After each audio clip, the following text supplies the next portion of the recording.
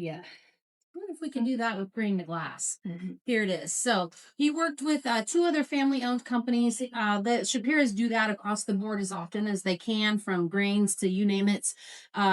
Rick houses are built by the Busick family here. It's called a handshake deal. Same with barrels. McGinnis Barrel Company, also family-owned. I have a handshake deal with that too.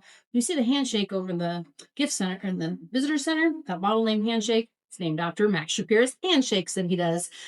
So Peterson Farms actually farmed it for us here back at that property right next door to the rig houses. So it was grown on our land, and Beck Seeds out of Indiana came out with the corn varietal.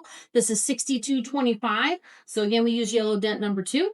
Unless we use something else. When we do, we're going to tell you it right here on the bottle. And Beck Seeds came out with this corn varietal. So not only does it have a larger kernel, more starch involved in there, and a richer alcohol content coming out of that flavor, it also grows great here in Central Kentucky. So different corn varietal, different mash bill. When I said we do 14 plus others, this would qualify. The rye that we make for Rittenhouse, Elijah Craig, that's 51 rye, 35 corn. This is 63 rye, 24 corn. So this is a high rye for us. Now, second generation, we did things a little bit differently. They actually entered the barrels at 107 proof, not at 125.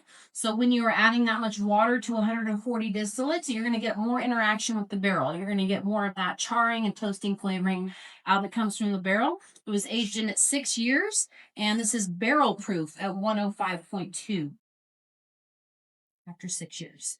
And then did you all see the chinkapin finish on this? Not finish, age. Yeah, so we took a portion of the distillate from these batches and aged it in chinkapin oak for that 6 years time. So you're going to get a different influence because of chinkapin oak, not Puerto Salvo, American white oak, right? Chinkapin grows primarily out here in the Midwest. I like to say it gets its influence from the high winds that we get out here. The tornado cats. Fun.